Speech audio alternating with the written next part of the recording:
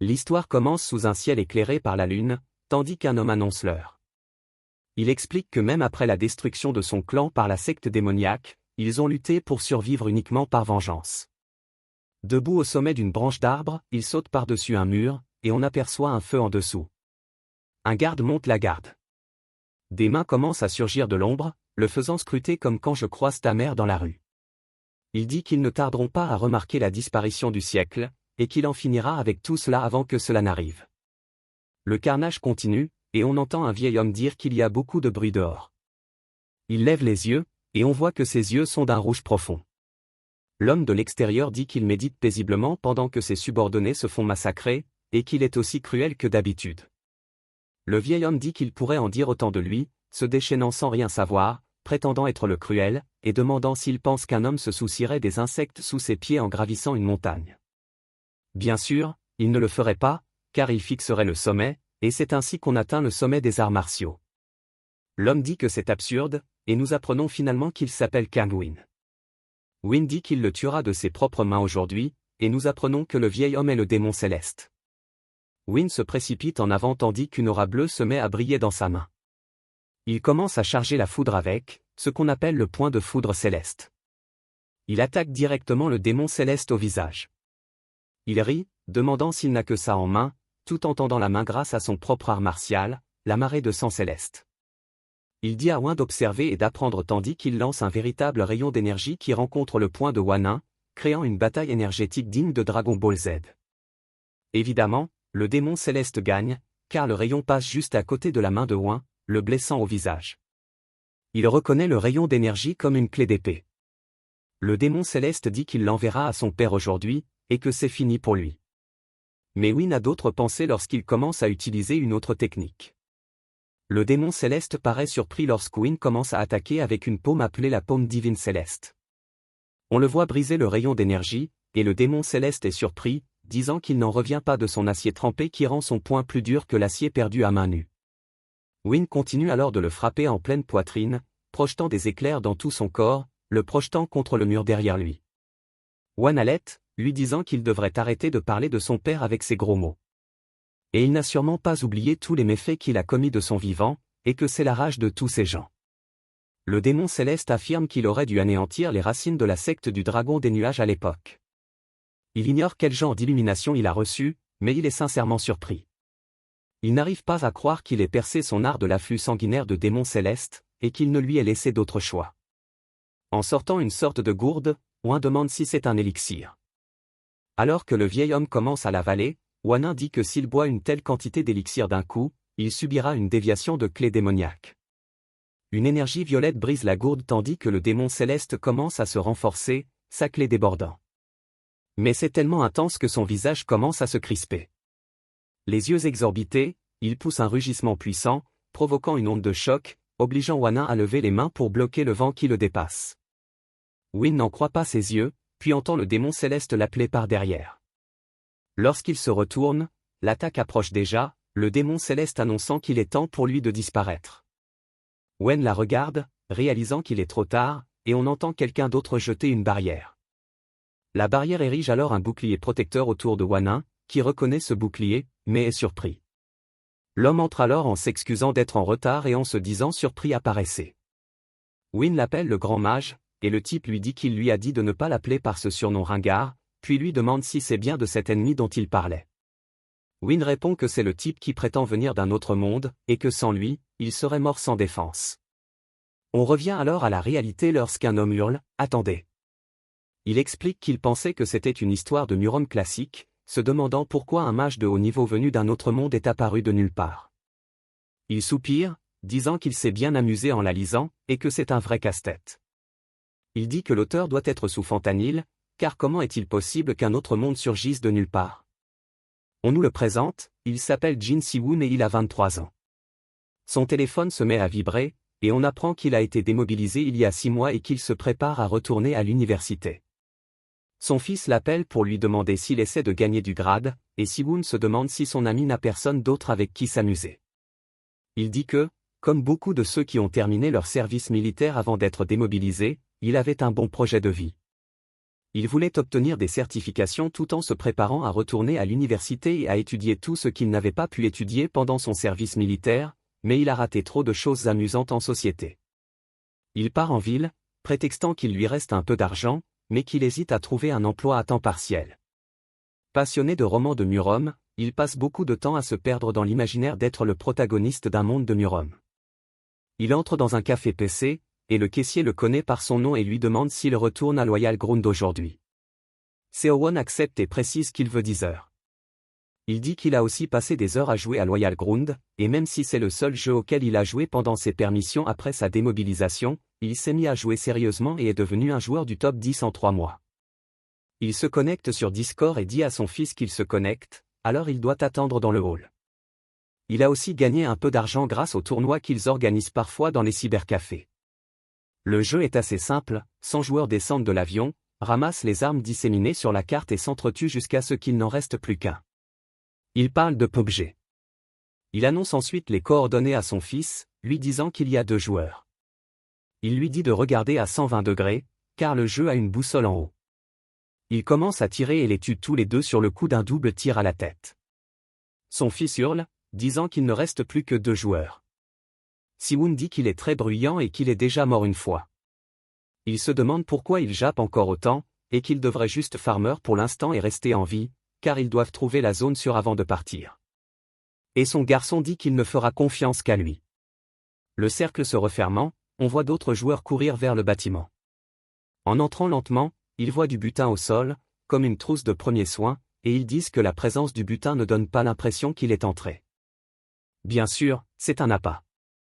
Et quiconque a joué à PUBG le sait, car lorsqu'il entre pour récupérer le butin gratuit, on voit le personnage de SEO assis dans un coin, en train de camper. Le gars dehors entend des coups de feu et voit que son coéquipier est mort, et il dit qu'il n'arrive pas à croire qu'il se cachait à l'intérieur. Il doit donc sortir d'ici. Il commence à courir au lieu d'échanger son coéquipier et reçoit une balle dans la nuque. Il est maintenant le dernier survivant. Il a donc gagné le dîner de poulet. Son ami le remercie de l'avoir porté, et il lui dit simplement de le mettre en file d'attente et de commencer à réviser demain. Des mots que nous avons tous prononcés, mais que nous entendons encore procrastiner. Il reçoit alors une notification sur son téléphone, la regarde et on lui demande s'il étudie bien. On lui dit qu'on lui a envoyé ses frais d'académie et un peu d'argent pour qu'il mange bien, et qu'on est désolé de ne pas pouvoir lui en envoyer plus. Il la remercie, car on apprend que c'est sa mère, et il dit qu'il va bientôt se coucher. Il annonce ensuite à son ami qu'il ne jouera plus à partir de demain. Son fils lui répond qu'il lui a dit qu'ils iraient à une guerre de clans ensemble. Si-won répond qu'il ne peut pas, car il doit commencer à aller dans une académie d'anglais, et il se sent coupable à chaque fois qu'il voit les SMS de sa mère, et il vit comme ça depuis des mois maintenant. En rentrant chez lui, il se met à faire défiler les vidéos de la nuit. Certaines des vidéos montrent des gens qui parlent de personnes au pouvoir mystérieux repérées à l'étranger, et qui se font appeler des joueurs. Seo-won raconte que lorsqu'il essaie de cliquer pour en savoir plus, la vidéo a été supprimée subitement, ce qui est étrange, mais il décide de dormir. Le lendemain matin, il se rend à l'académie, son fils lui ordonnant de se préparer à la guerre des clans. Si-won lui annonce qu'il veut l'aider pour une dernière partie. Mais une lumière violette commence à émaner derrière lui. Lorsqu'il se retourne, il est complètement interloqué, se demandant ce qui se passe. La lumière se dirige vers lui, l'enveloppant, laissant tomber son sac à dos au sol, ne laissant aucune trace de lui. Si-won se demande ce que c'était que cette lumière. Il dit qu'il vient de se résoudre à étudier, et il se demande si c'était une punition pour avoir décidé trop tard. En ouvrant lentement les yeux, il entend des gens parler russe, et il se demande pourquoi c'est si fort. Il regarde alors devant lui, voyant des gens se battre à l'épée et avec de la magie. Il se demande ce qu'il a sous les yeux et pourquoi il y a autant de cosplayers. En les voyant jeter des sorts, il se demande si ce n'est pas un rêve.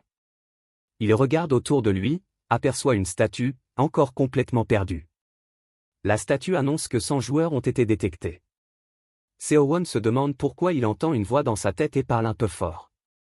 Les yeux de la statue commencent à briller, indiquant que le système est en cours d'initialisation.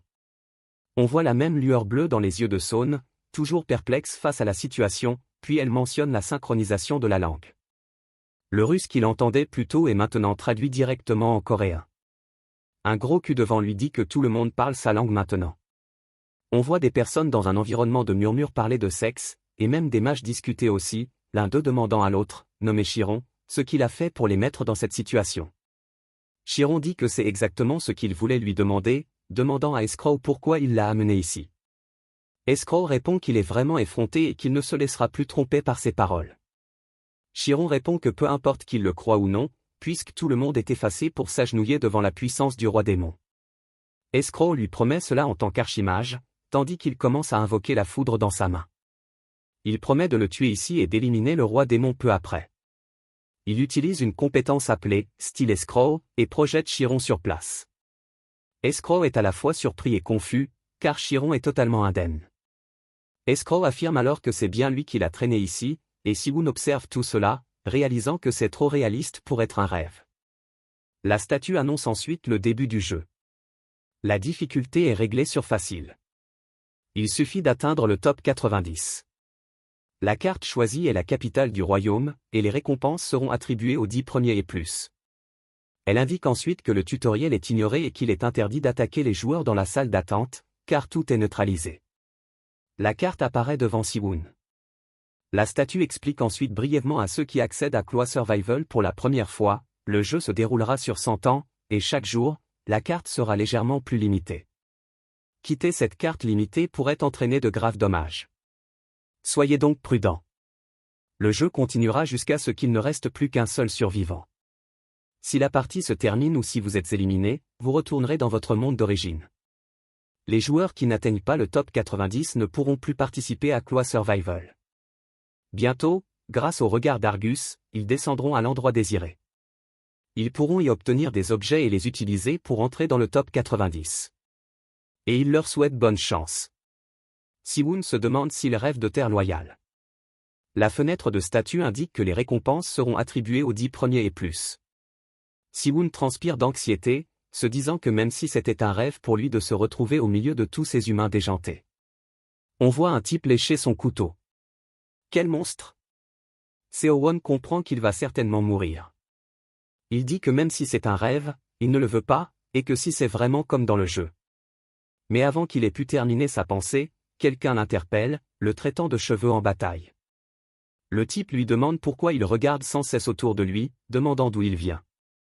Supposons qu'une blessure ne réponde pas, et le type brandit sa lame vers lui, lui demandant s'il l'ignore. Le compte à rebours commence alors tandis qu'il sourit. Le type lui demande pourquoi il sourit dans une situation pareille, le traitant de fou. Alors que le compte à rebours atteint 1, Seo-won répond que c'est pour une raison très simple. Il fait un rêve tellement amusant, alors pourquoi ne pas en profiter, et avec sa connaissance du jeu, qu'il a abrégé en journal, il peut facilement vaincre des salauds comme lui et survivre. C'est maintenant le premier jour de survie de Kloa. Et ils commencent tous à tomber du dirigeable, qui n'existe pas vraiment, et ils volent simplement couverts d'aura. Je vois où ce nain regarde. Siwoon dit qu'ils descendent dans des zones bondées où il y a beaucoup d'objets. D'après le jeu, ces zones bondées en ont vraiment plus, mais il pense qu'il vaut mieux commencer par les abords pour être en sécurité. Il aperçoit une maison, ce qui laisse présager que ce sera le cas et crie « Descendez ». Alors qu'il fonce droit au sol, il hurle de panique et prend même une pose de super-héros. Mais bien sûr, il est indemne. Il ne bouge pas immédiatement après l'atterrissage et doit retenir son vomissement à cause d'un violent mal des transports. Il dit qu'il doit juste entrer dans la maison pour l'instant. Il entend un bruissement dans les buissons, ce qui le surprend. Il se met à courir. Prétextant qu'à cause du mal des transports, il n'a pas pu voir qui a atterri avec lui. Il continue de sprinter, franchit la porte et entre dans la maison. Il dit que s'il tombe sur un ennemi sans arme, il est fichu. Il referme la porte derrière lui. Puis il allait en se tenant la poitrine. Et il dit qu'il se demande si c'est le salaud armé de l'épée de tout à l'heure et qu'il n'aurait pas dû le provoquer. Il jette un coup d'œil par la fenêtre, ne voyant personne, et dit que c'était juste le vent. Et heureusement, il n'entend rien d'autre. Il peut donc continuer. Alors il veut commencer à inspecter la maison. On dit qu'on obtient des objets là où l'on atterrit, et qu'il doit les chercher ici. En avançant, il remarque quelque chose en dessous de lui et baisse les yeux, et cela lui indique qu'il a obtenu une arbalète lourde. Il dit, c'est beaucoup trop lourd, mais c'est quand même mieux que rien. Alors qu'il tend la main vers le carquois et en sort une flèche, il dit qu'il l'a équipée, la façon de l'utiliser lui est venue naturellement à la tête alors qu'il commence à la recharger. Pour un sergent de l'armée sud-coréenne, ce n'est rien. Et il suffit d'appuyer sur la détente pour tirer. Et c'est exactement ce qu'il fait, et la puissance est incroyable, elle transperce la moitié du mur, le projetant en arrière. Il est surpris par son efficacité, car elle a pénétré profondément dans le bois. Il dit que ce sera très utile s'il apprend à s'en servir correctement. Il cherche davantage autour de lui, mais ne trouve rien, et comme la carte est immense, il se met à courir vers d'autres bâtiments. Il dit que s'il ne rencontre pas d'ennemis dès le début, il pourra farmer la zone en toute sécurité. Il lève son arbalète, nettoyant lentement la maison devant lui. Il y a un parchemin sur la table, et il s'approche en se demandant ce que c'est. Il dit qu'il a obtenu un petit parchemin de guérison, et que s'il le déchire, ses blessures seront guéries. Il n'arrive pas à croire qu'un tel objet existe, dit-il qu'il devrait trouver plus d'objets de récupération, et il aimerait bien avoir un sac à objets. Puis il aperçoit un livre violet brillant sur l'étagère voisine.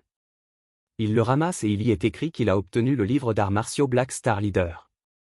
C'est un art martial qui lui permet de projeter de l'énergie noire à travers ses doigts, lui demandant s'il souhaite l'apprendre.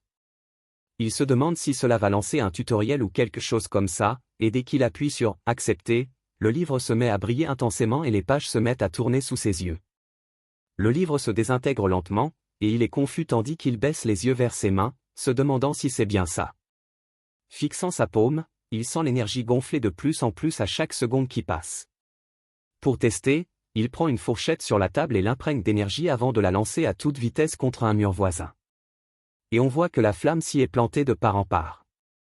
Il sourit, expliquant qu'il a appris un art martial simplement grâce à un livre. Il s'approche, attrape la fourchette accrochée au mur et dit que ça va être vraiment bien. S'il y a des livres d'arts martiaux, ça veut dire qu'il y a aussi des livres de magie. Quoi qu'il en soit, il est sûr que Claw Survival et Loyal Ground sont le même jeu. Il a cherché partout, alors il va déménager. En sortant, il se retrouve un peu plus tard. Il dit que le soleil s'est déjà levé pendant qu'il cultivait, et qu'il doit vite trouver un endroit où se cacher. Il lève alors les yeux et dit que c'est la seule maison éclairée. Le fait que la lumière soit allumée signifie deux choses, soit un objet rare est caché à l'intérieur, soit quelqu'un est à l'intérieur. Il entre lentement, en essayant de ne pas faire de bruit. Il dit qu'il ignore combien de personnes ont atterri près de lui, mais s'il y a quelqu'un ici, ce pourrait être un pro ou un débutant. Il n'entend rien au rez-de-chaussée. Il se demande s'il se cache au premier et semble inquiet. Il dit qu'il a une arme, et que s'il leur tend une embuscade avec la technique du blacard, même s'ils sont pros, ils pourraient avoir une chance. En montant lentement les marches, il fait de son mieux pour ne pas faire de bruit. Il monte les escaliers avec son arbalète et aperçoit quelque chose devant lui, une lanterne. Il se demande si ce n'est pas un piège, car il y a une pièce juste à côté.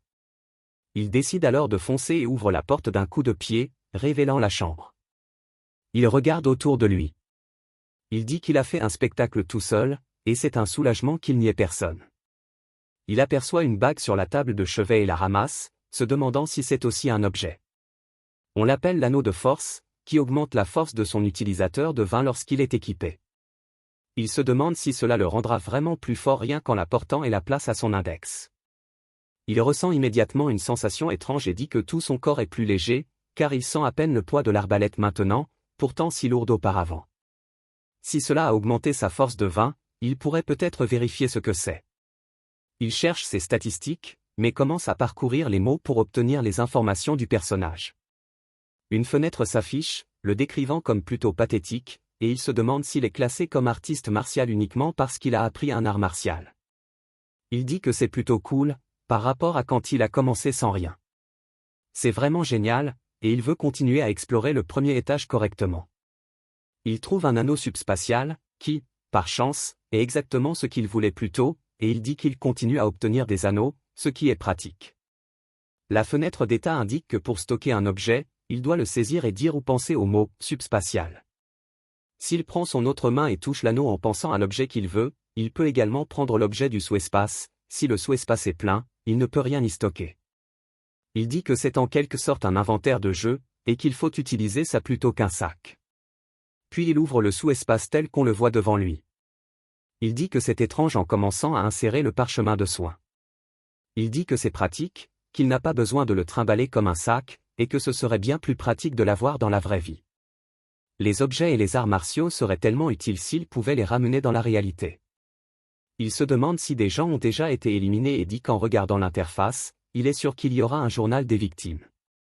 Puis il le trouve, disant qu'une seule personne a été éliminée, et qu'il voulait Farmer jusqu'à ce qu'il n'en reste plus que 90, mais il a pu fouiller des maisons et obtenir beaucoup d'objets consommables. Il a eu la chance de trouver de nombreuses armes cachées à utiliser en plus de ses arts martiaux de l'Étoile Noire.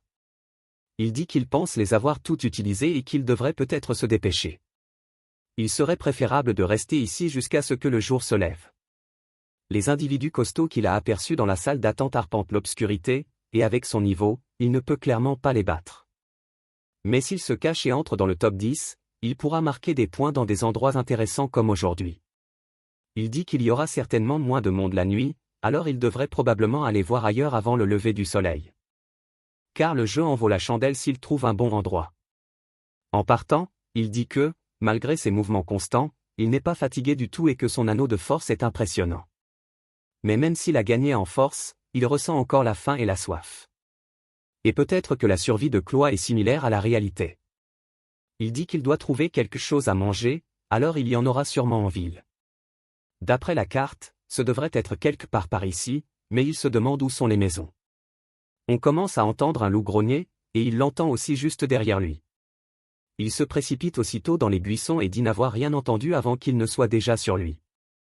Il jette un coup d'œil, l'aperçoit au loin et se met à transpirer nerveusement, affirmant que c'est en fait un loup-garou, car il y en a un autre à côté de lui.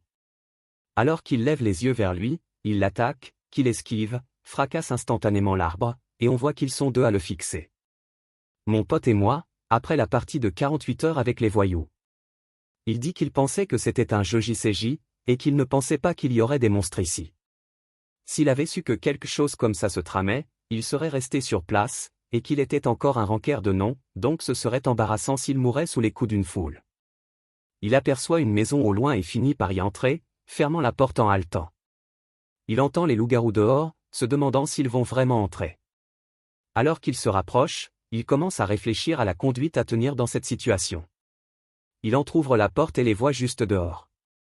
Il dit qu'à en juger par leur façon de renifler, ils doivent être à sa recherche. Si c'est le cas, il attaquera en premier. Il prépare l'arbalète et vise. Dès qu'elle est alignée, il tire à travers l'entrebâillement de la porte dans les bois, transperçant l'un des loups-garous sur le côté du crâne. Il tombe au sol et commence à disparaître dans les airs. Il dit que c'est bien et que grâce à l'anneau de force, il peut tirer d'une seule main. Il ne lui reste plus qu'à s'occuper du dernier. Après avoir rechargé, il se retourne pour voir où il est, mais il est surpris de le voir juste devant la porte. Il le transperce, lui entaillant la joue, et il se retourne, horrifié, lorsqu'il le voit foncer à travers la porte comme un homme au cou laide. Il réalise que c'est grave car il s'approche pour une attaque ultérieure et lève l'arbalète pour tirer. Mais le loup-garou lève le bras, bloquant le tir. Siwoon lâche l'arbalète tandis que le loup arrive, prêt à achever le travail. Il se demande si c'est ainsi qu'il se fait éliminer. Il répond, pas encore, tout en sortant du sous-espace et en saisissant une arme qui pourrait bien n'être qu'une cuillère. Mais il l'imprègne de la technique martiale de l'Étoile Noire, transperçant le loup-garou avec une facilité déconcertante. Tandis qu'elle transperce à son tour le mur, Siwoon affirme qu'il n'aurait jamais pu perdre contre une simple foule. Tandis qu'elle commence à disparaître sous ses yeux, il soupire de soulagement, expliquant qu'il se croyait fichu. Il tombe ensuite à genoux et dit, Dieu merci, il avait caché la dague de lancer, il pensait perdre contre la foule et échouer, et ça aurait été vraiment embarrassant. Il y a un petit sac par terre devant lui. Il le remarque et dit que ce doit être un dépôt de monstres. Lorsqu'il l'ouvre, il ne trouve que de l'eau et de la viande séchée. Il dit qu'il peut juste chasser et regrette que ce soit autre chose. En commençant à grignoter, il hésite à inspecter les environs. Dans le bâtiment, il trouve une pièce d'armure, disant que ce pourrait être la même chose qu'un gilet pare-balles en rondin. Il l'enfile, précisant qu'elle est un peu grande pour lui, mais qu'elle s'adapte instantanément à sa taille. La fenêtre d'état nous indique qu'il s'agit d'un plastron d'oracalum avancé, et que sa résistance aux magies du feu et du vent a considérablement augmenté. Il dit que c'est génial et que ça a augmenté plus d'une ou deux statistiques. Il parie qu'il y en a encore plus. Alors qu'il cherche des objets, son genou heurte quelque chose, mais en baissant les yeux, il ne voit pas ce qu'il a heurté. Il donne donc un coup de pied devant lui, prétextant un objet caché. Puis il le ramasse, expliquant qu'il ressemble à du tissu. Il l'enfile, c'est la cape de nuit. Une fois équipé, s'il reste immobile dans l'obscurité, il se fondra dans la masse. Tant qu'il sera caché, il ne sera pas détecté par la magie et les sons qu'il émettra seront totalement étouffés. Il dit que c'est comme cette chose dans Harry Potter. Cela lui permet d'éviter tous ceux qu'il croise la nuit, et c'est le meilleur objet pour rester en vie. Grâce à cela, il peut survivre aussi longtemps qu'il le souhaite. Il était perplexe quant à la présence d'une maison au milieu de nulle part, mais il réalise que c'était une ferme et que la chance lui souriait pour aujourd'hui. Il marche encore dans les bois la nuit, affirmant n'avoir vu personne, peut-être parce qu'il est tombé au hasard. Il entend quelqu'un derrière lui, et on voit un homme courir dans la forêt, tout dépenaillé, en hurlant, si seulement il avait le temps de s'en servir. Si-Woon enfile sa cape de nuit et se cache dans des buissons. L'homme dit qu'il n'arrive pas à croire qu'il rencontre un mage ici. Si-Woon dit qu'il n'a pas l'air fort et que s'il a raison, il peut s'en occuper. Alors que l'homme s'éloigne, Si-Woon se calme, car ce n'est pas une personne, c'est juste un jeu. Il se demande pourquoi il hésite à lui tirer dessus. Un homme lance alors un sort appelé « Flamme de Scroll » qu'il projette directement sur Si-Woon. Lorsque l'homme se retourne, il est touché dans le dos. Ses tirs dans le dos étaient du feu. Si-Woon se demande si l'homme est mort, puis est surpris, affirmant que puisqu'il n'y a pas de cadavre mais juste un coffre, on dirait qu'ils sont dans un jeu qui doit contenir les objets qu'il avait. Mais il se demande d'où vient le feu. On voit alors le type au gros nez à côté de lui, disant qu'il n'arrive pas à croire que quelqu'un qui ne sait même pas utiliser la magie ait osé lui voler ses objets. Il le traite de malchanceux, affirmant que s'il avait été tué par une épée, il n'aurait pas ressenti la douleur de brûler vif. Si-Woon dit qu'il a eu la chance de ne pas le voir et de passer à côté, et que cette cape est vraiment cassée. Pour une raison inconnue, il dit que le type devrait être honoré d'être mort de ses propres mains, mais utilise le nom de Chiron. Un peu déconcerté par les noms, Gros-Nez va vérifier ce que le type a laissé tomber. Si-Woon dit que la personne décédée était un joueur comme lui, et qu'il pourrait être le prochain à être traqué par ce type. Au moment où il hésite, quelqu'un le tuera et obtiendra un rang supérieur si c'est le cas, et s'il veut vraiment survivre, il sait ce qu'il doit faire. Alors que Gros-Nez trie les objets, on voit une attaque arriver par derrière. Il sent alors la balle frapper sa barrière, ce qui le fait se retourner, et on voit sa barrière se fissurer. Gros-Nez se demande s'il n'a pas fait trop de bruit, affirmant que tout est de la faute de ce salaud. Si-Woon lève alors le doigt jusqu'à la détente et appuie dessus, tirant un autre éclair qui brise à nouveau la barrière. Gros-Nez dit que sa barrière va se briser en morceaux si ça continue comme ça. On voit SO toujours dans sa cape de nuit. Gros-Nez ne sait pas où il est, mais connaît approximativement l'emplacement, alors il tire une boule de feu directement sur lui. Il demande où il se cache, lui disant qu'il devrait se montrer au lieu de se comporter comme un lâche. Cette fois, un couteau de lancer surgit des buissons, fonçant droit sur Gros-Nez. Lorsqu'il se retourne après l'avoir entendu, sa barrière parvient à le protéger, mais elle est maintenant complètement brisée. Il semble extrêmement paniqué, mais continue de demander où il se cache. Si-Woon lève alors son arbalète pour un autre tir.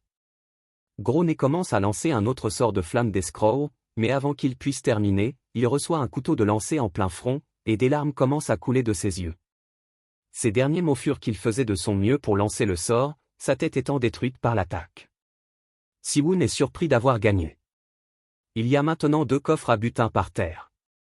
Il dit que si quelqu'un voit le feu et le suit, ce sera embêtant, alors il ferait mieux de piller au plus vite et de partir. Il décide de commencer par le coffre de Gros-Nez et jette presque tout ce qu'il peut dans le sous-espace, récupérant même un autre objet de soin. Il obtient ensuite un objet appelé le collier des Scrolls, qui signifie qu'il est un mage de la société magique des Scrolls. Cela dissipe la confusion. Il dit que ce n'est qu'un objet inutile sans propriété et qu'il devrait le ranger pour l'instant. En examinant les objets, l'un d'eux attire son attention, la pierre circulaire, qui permet à son utilisateur de graver un cercle autour de son cœur et d'utiliser du mana. Une fois utilisé, il peut apprendre la magie de ce cercle. Il se demande vraiment s'il peut devenir un mage comme ça. Et maintenant, il se souvient pourquoi le type qui fuyait a dit que s'il avait le temps d'utiliser l'objet, Si-Woon s'excuse, mais il l'utilisera à sa place et lui conseille de jeter le reste dans son inventaire et de le jeter dans un endroit sûr. Il continue son chemin dans la forêt jusqu'au sommet d'une colline, expliquant qu'il doit trouver un endroit où utiliser la pierre circulaire. Il aperçoit des maisons et s'y dirige, affirmant que cela lui semble bien. À l'intérieur, on lui demande s'il est sûr de vouloir utiliser la pierre circulaire, ce à quoi il répond, bien sûr.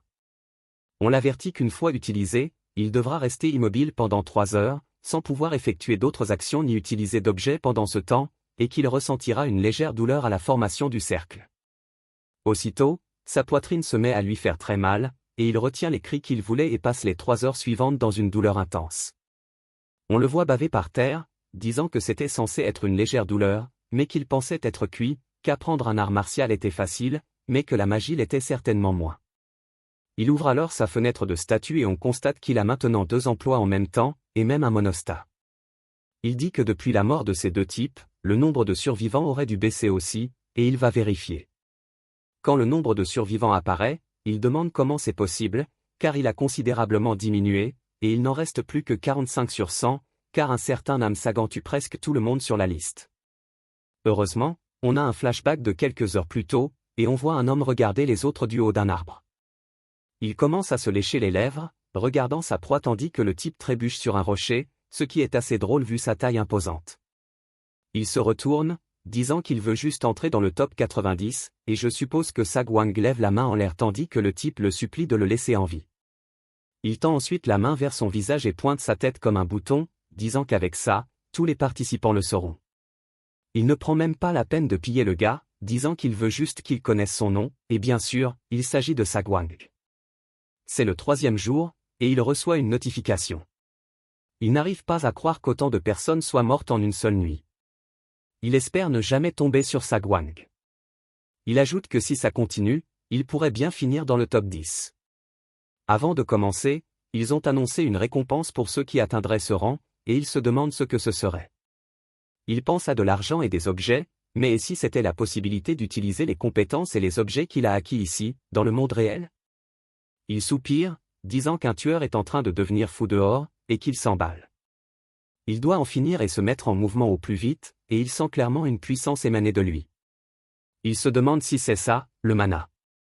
Il dit avoir trouvé un livre magique en pillant hier, le livre magique de la boule de vent. Il crée une sphère grâce au vent. Le nombre de sphères qu'il peut créer augmente avec la puissance de l'utilisateur.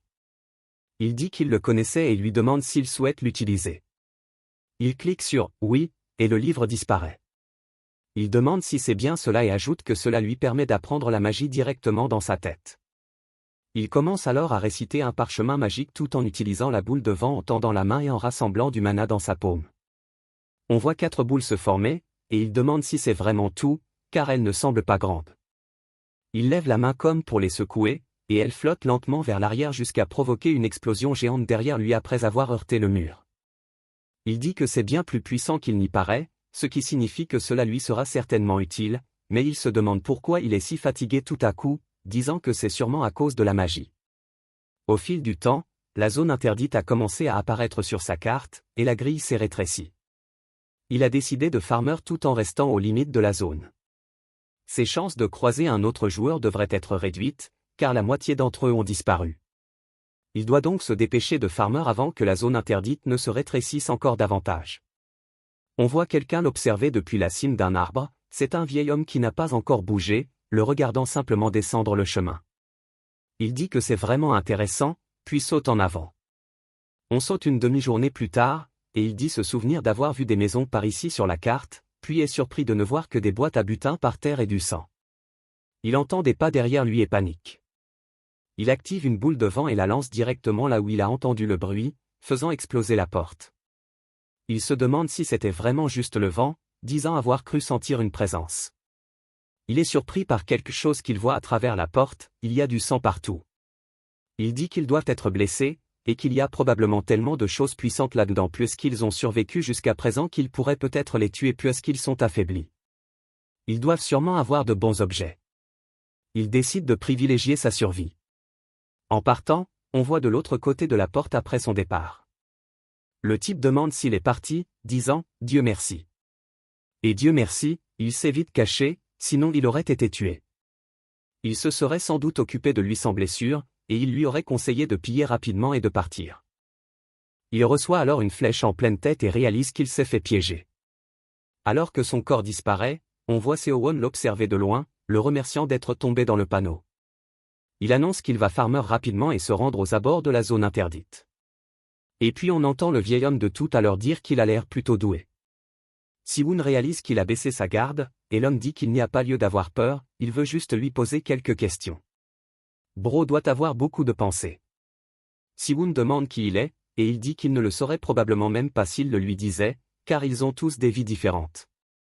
Siwon dit qu'il est vraiment différent de tous ceux qu'il a vus jusqu'à présent.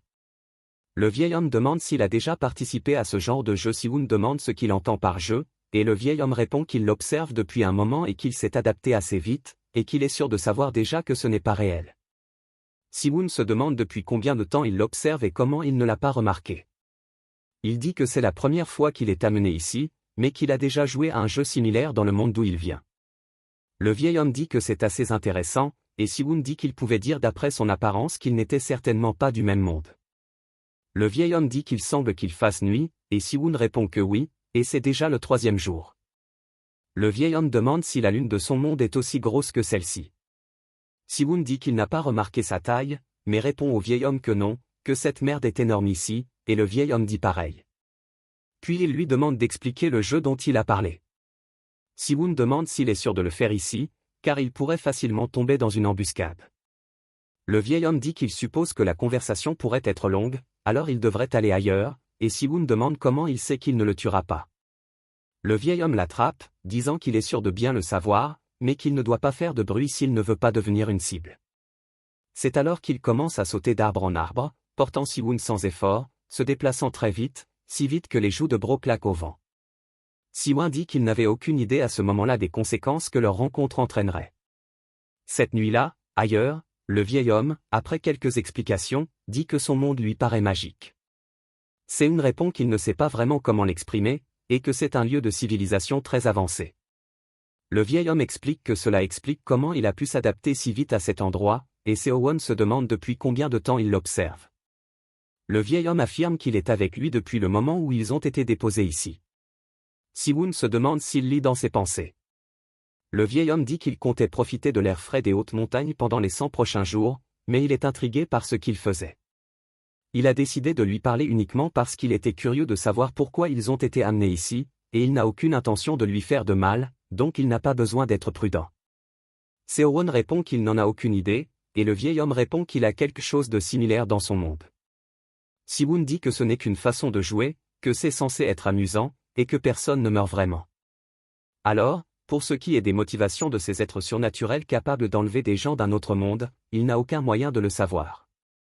Le vieil homme répond qu'il voit, et Siwon poursuit, affirmant qu'il est sûr que ce jeu sera une grande opportunité pour quelqu'un.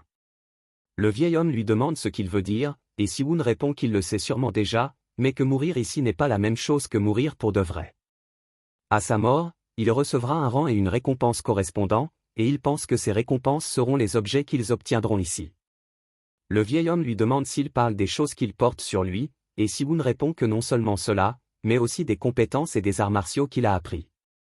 Bien sûr, il n'a encore rien pour le prouver. Le vieil homme affirme que la magie est sûrement intéressante et demande si c'est vraiment une opportunité. Siwon lui répond qu'il est sûr de ne pas en avoir besoin, mais que pour ceux qui traversent de nombreuses épreuves, ses pouvoirs pourraient les changer. Le vieil homme lui demande ce qui lui fait croire que sa vie est sans difficulté. Siwon répond qu'il ressemble à un maître en arts martiaux, donc il est sûr d'avoir des disciples dans son monde, et que ce n'est même pas comparable à quelqu'un comme lui qui n'a aucune utilité réelle dans son monde. C'est pourquoi il dit que ce sera une formidable opportunité pour ceux qui sont en difficulté. Le vieil homme rit aux éclats, affirmant qu'il dit des choses intéressantes, et Siwon lui dit de se taire. Le vieil homme lui demande alors ce qu'il fait sans cesse en touchant l'air, et Siwon répond qu'il ne doit pas savoir comment activer la carte. Il lui a parlé de trucs et astuces qui pourraient lui être utiles dans son monde et a entendu des histoires sur le sien. Le matin arriva assez vite. Le vieil homme tapota légèrement le sol, disant que c'était le matin et qu'il avait l'impression d'avoir pris trop de temps avant de laisser tomber Siwon. Siwon répondit que non, car rester avec lui était probablement le meilleur moyen de rester en sécurité. Il lui dit qu'il s'est amusé à écouter ses histoires, et le vieil homme ajoute que, comme il lui a beaucoup appris sur ce jeu, il se demande s'il pourrait faire quelque chose pour le remercier. Siwon lui demande s'il serait possible d'apprendre certains de ses arts martiaux, car il veut vraiment survivre jusqu'à la fin et pour cela, il a besoin de son aide. Le vieil homme le regarde une seconde et affirme que ce n'est pas impossible, ce qui redonne immédiatement espoir à Siwon. Mais le vieil homme l'avertit qu'il devra se préparer au pire.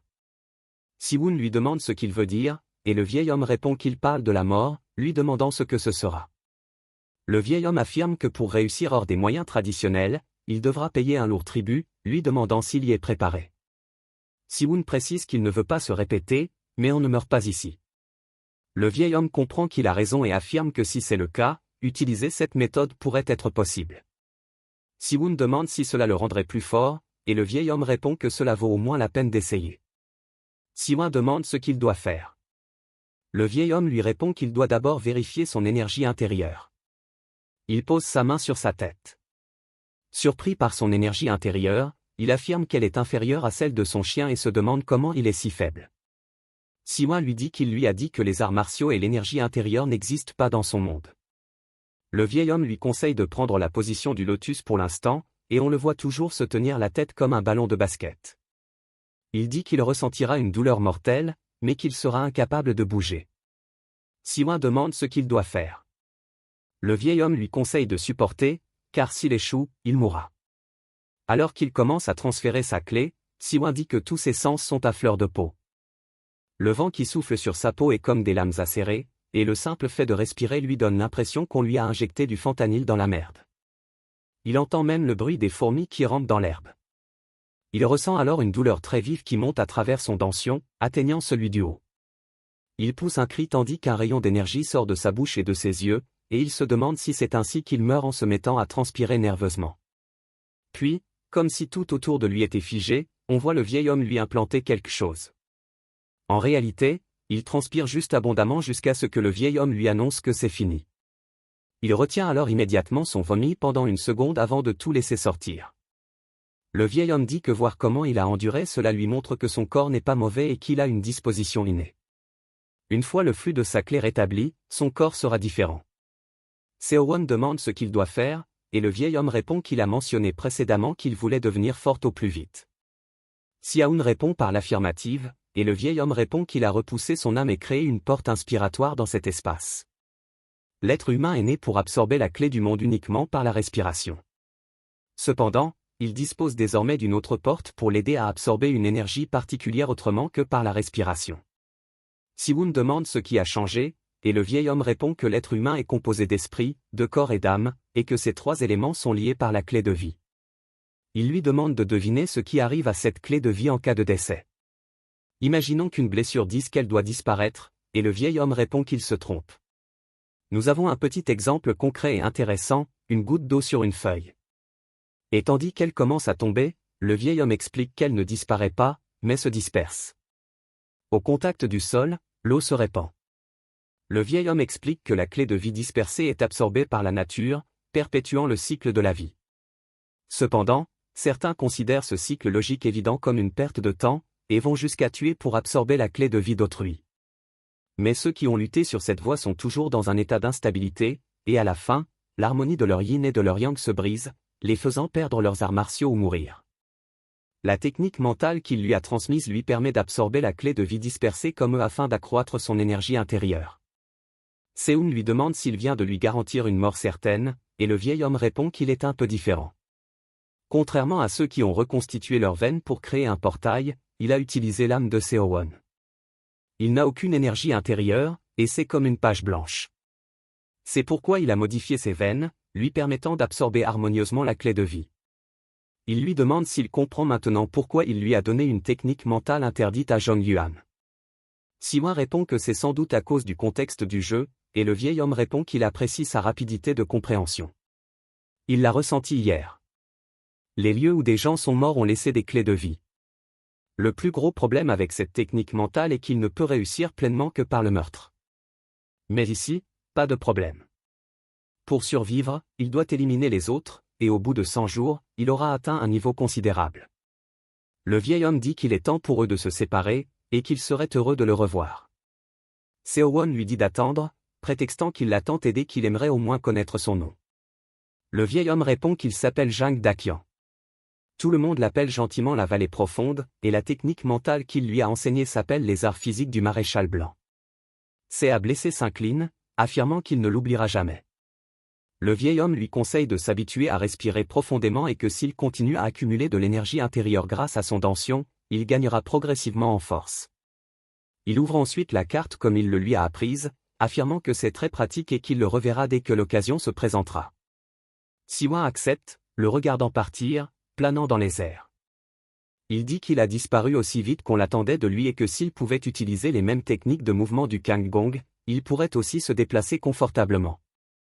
Il décide de retourner à la périphérie comme prévu. Il a été enlevé et conduit au centre en un instant, mais le retour lui a pris une demi-journée. On le voit dans des buissons devant une maison éclairée.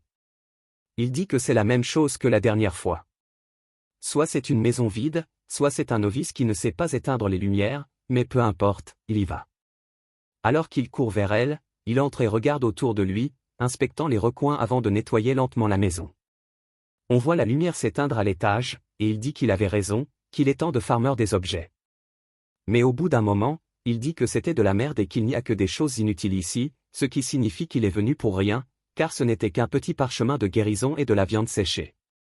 Il bâille, disant qu'il n'a pas fermé l'œil parce qu'il a jappé sur le vieillard toute la nuit, et qu'il est temps d'aller dormir, car il est tellement fatigué. Il dort paisiblement toute la nuit, et le lendemain est arrivé, et nous en sommes au 5e jour. Il dort encore profondément sur le sol jusqu'à ce que des pas approchent. Puis une voix le réveille, un homme lui dit que la maison ne semble pas vide. Siwon devine que le type est juste devant et attrape lentement son arbalète. Il n'en revient pas d'être si sans défense et attend près de la porte. Lorsqu'elle s'ouvre, l'homme entre, annonçant qu'il peut enfin se reposer, mais il est surpris de voir le carreau de l'arbalète. Siwon appuie sur la détente et tire vers l'homme. L'homme le tranche instantanément avec son épée, et Siwon n'arrive pas à croire qu'il combat un artiste martial, trouvant cela agaçant. Il pénètre dans un subespace et en sort des couteaux de lancer utilisant la technique de l'étoile noire. L'homme utilise son bras pour en bloquer un et le traite de lâche pour avoir utilisé des armes cachées. Siwon s'approche alors, lui saisit le côté de la tête avec la paume et le jette au sol. Il repousse alors son arme d'un coup de pied et dit qu'il faisait un beau rêve jusqu'à ce qu'il se réveille. Alors qu'il lève le carreau d'arbalète, l'homme le supplie, lui promettant qu'il fera tout ce qu'il peut pour lui donner ce dont il a besoin. Il ne peut pas mourir ici, après tant d'efforts. Mais Siwon le poignarde en plein front. On apprend dans le fil d'actualité que l'homme s'appelait Hung et qu'il a été tué par une pointe de flèche. Siwon dit qu'il refuse lui aussi de mourir ici.